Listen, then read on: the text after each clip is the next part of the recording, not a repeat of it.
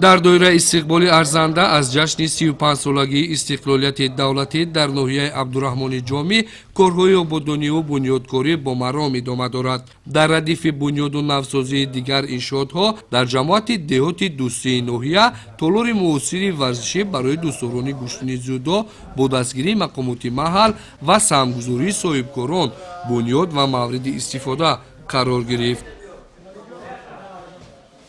امسال خوشبختانه در سال 2025 در ناحیه مولانا عبدالرحمن جامی 4 مؤسسه ورزشی، 1 تالار ورزشی، 2 میدانچه خردی فوتبال و 1 ورزشگاه دیگر در جماعت دهات خرمدیار به افتتاح داده شد.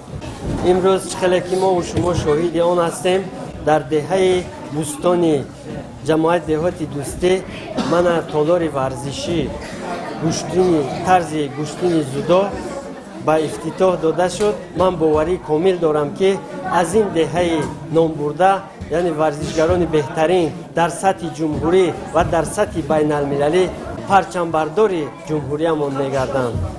ضمن افتتاح انشاءات مذکور رهبریت ناحیه توجه اشتراکداران را به دستگیری‌های روزافزون رهبریت حکومت کشور اوید به تقویت ساحه ورزش جلب نموده ابراز گشت که رشد ورزش در مرکز توجه قرار دارد و در همین زمینه بنیاد گشتن تالار و ورزشگاه‌های معاصر دلیل روشنی این گفته است. طبق اطلاع مسئولین در تالار ورزشی نوبنیاد 50 نفر نورسان به مشق و تمرین جلب گشتند.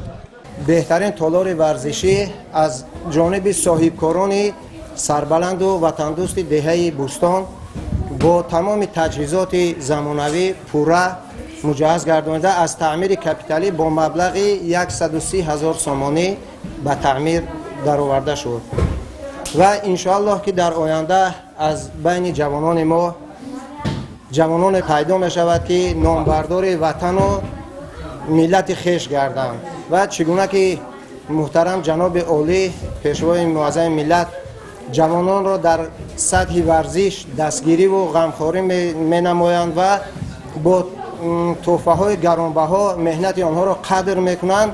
انشاءالله از اقدام پیشگرفته جناب عالی جوانان ما هم پیروی نموده در آبادی و گلگلشکوفی وطن و دیار خویش سهم خود را میگذرانند. من خیلی خوشحالم که این تالار ورزشی شده.